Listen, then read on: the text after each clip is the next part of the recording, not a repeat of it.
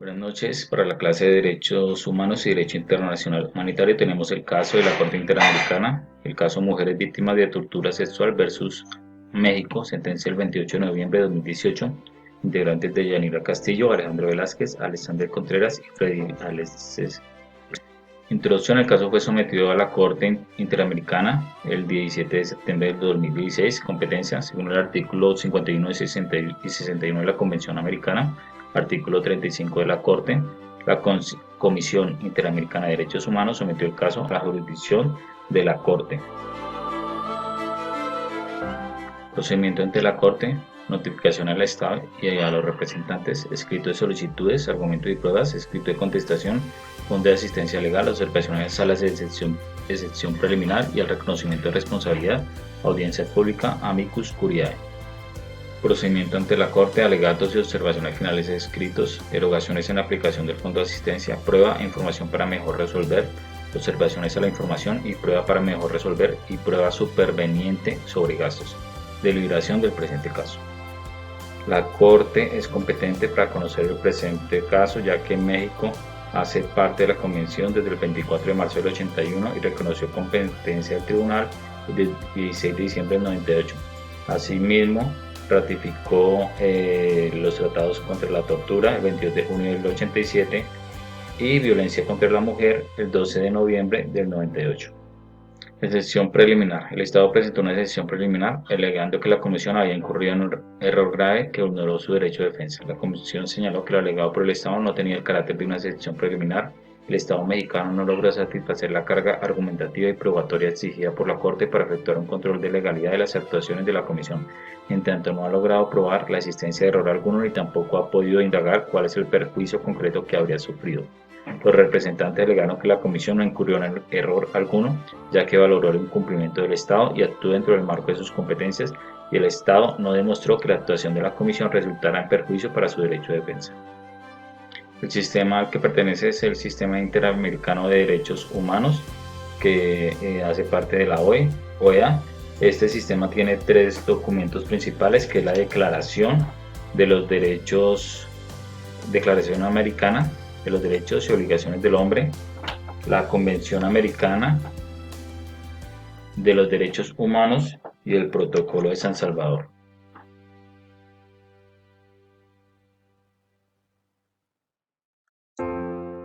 Bueno, los hechos que aquí se relacionan tuvieron ocurrencia en mayo 3 y 4 del 2006.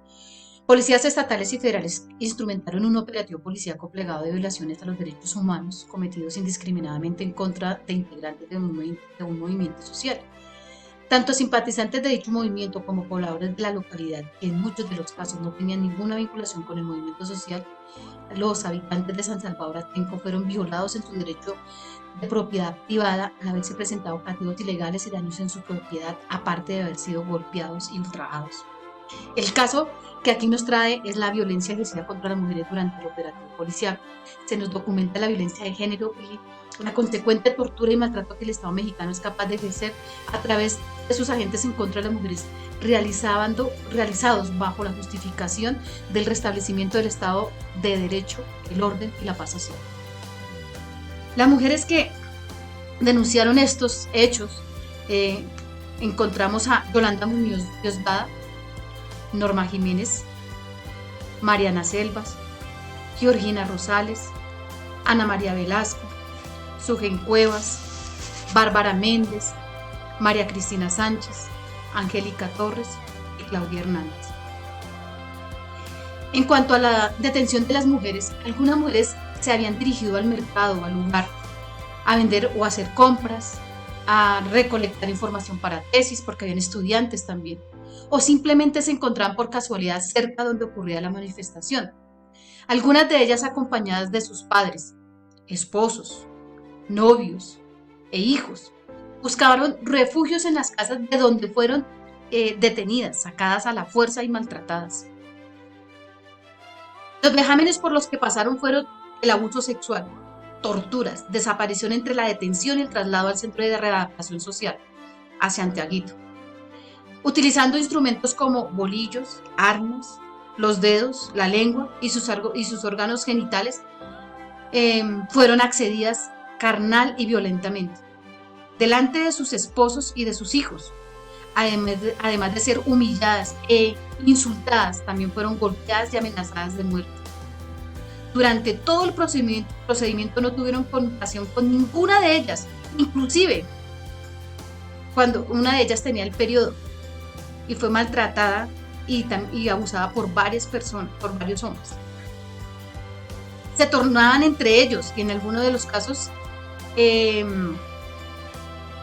mientras uno la penetraban, otros las pellizcaban y otros las golpeaban y las obligaban a decirles cosas. Posteriormente, varias de las víctimas sufrieron un trato denigrante por parte de los primeros médicos en atenderlas. Esto fue al llegar al CEPRESO, al centro carcelario. Aparte que ellas pensaron que ya aquí se iba a solucionar todo este conflicto y que pues iban a estar más tranquilas. No fue así. Allí también fueron abusadas y maltratadas. Los médicos se negaron a revisarlas, a practicarles exámenes ginecológicos, así como a reportar y registrar la violación sexual.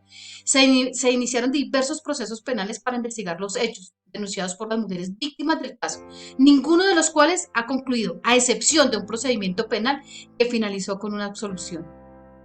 Los derechos que aquí se violaron fue la integridad personal, la vida privada y no ser sometido a tortura, consagrados en los artículos 5.1 y 5.2 y 11 de la Convención, el artículo 1 y 6 de la Convención Interamericana contra la Tortura, el derecho a la libertad personal consagrado en el artículo 7, numeral 1, 2, 3 y 4, el derecho a la defensa consagrado en el artículo 8.2 literales B, D y E de la Convención Americana, los artículos 8.1 y 25.1 de la Convención Americana sobre los derechos a las garantías judiciales y a la protección judicial, el artículo 5.1 de la Convención Americana de la violación del derecho a la integridad personal. Esto fue lo que ocurrió, estos fueron los hechos más importantes de esta sentencia. Excepciones preliminares de los estados o defensa. México reconoció su responsabilidad internacional por la violencia física, psicológica y sexual, incluyendo actos de tortura sufridos por las 11 mujeres víctimas de este caso, así como por la privación de la libertad, la falta de notificación de las razones de la detención y la ausencia de una defensa adecuada. El 16 de junio de 2006 se inició la investigación en contra de 17 policías estaduales y 4 policías municipales por el delito de abuso de autoridad en agravio de María Patricia Romero, su padre y su tío.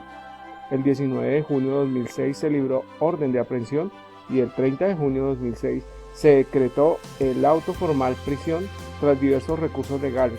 Se declaró insubsistente el enjuiciamiento respecto de algunos policías por insuficiencia probatoria, mientras que otros fueron absueltos, ausencia de una respuesta adecuada por parte del Estado. Defensa. El tribunal concluyó que las detenciones iniciales de las 11 mujeres víctimas del presente caso fueron ilegales y arbitrarias, y que la medida de prisión preventiva impuesta a las víctimas resultó arbitraria en tanto no respondió a una finalidad legítima. La Corte estableció que las investigaciones realizadas por el Estado no fueron llevadas a cabo con la debida diligencia y perspectiva de género requeridas cuando existían indicios de la participación de agentes federales y no se investigaron todas las posibles formas de responsabilidad individual por los actos. Se destacó la gravedad de la violencia verbal y psicológica a la que también fueron reiteradamente sometidas por medio de insultos y amenazas con connotaciones altamente sexuales, machistas, discriminatorias y en algunos casos misóginas. El tribunal consideró que los familiares padecieron un profundo sufrimiento y angustia en detrimento de su integridad psíquica y moral. Además de las investigaciones penales de carácter jurisdiccional, el 16 de octubre de 2006, la Comisión Nacional de Derechos Humanos emitió su recomendación, donde identificó una serie de violaciones de derechos humanos en los operativos del 3 y 4 de mayo por diversas autoridades estaduales y federales. Con relación al petitorio, en lo cual respecta a los hechos presentados el 2 y 4 de mayo del 2006, en el cual el Estado fue sentenciado por la responsabilidad internacional que tuvo en lo que respecta a la atención médica adecuada y la afectación a la salud y las garantías judiciales y el deber de investigar los hechos relacionados con los policías como tal que se vieron comprometidos con todos aquellos actos y vejámenes sexuales y denigrantes que sufrieron aquellas mujeres en el traslado a CESPRO. Se evidencia como tal la falta de legitimidad por parte del Estado para afrontar como tal la investigación y como tal la omisión que hubo en cuanto al esclarecimiento de los hechos. Bueno, la Corte Interamericana de Derechos Humanos sentenció al Estado y a los Estados Unidos mexicanos al considerarlos responsables de la violencia de las 11 mujeres durante su detención y su posterior traslado al Centro de Readaptación Social CEPRESO, los cuales fueron como tal víctimas de tocamientos internos y asimismo de acceso carnal abusivo por parte de los funcionarios o policías, en este caso, que realizaron este traslado y los cuales fueron responsables como tal de todo el procedimiento que se realizó en contra de estas mujeres.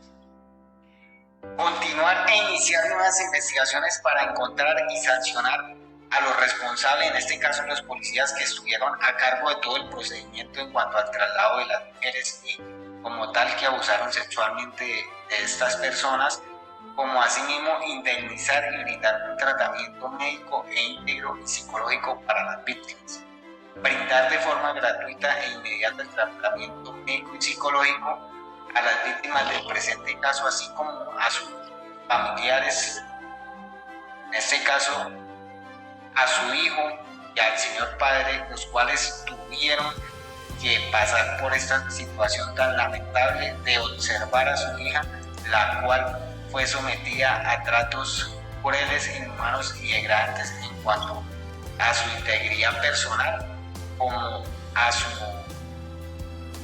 a actos sexuales y abusivos.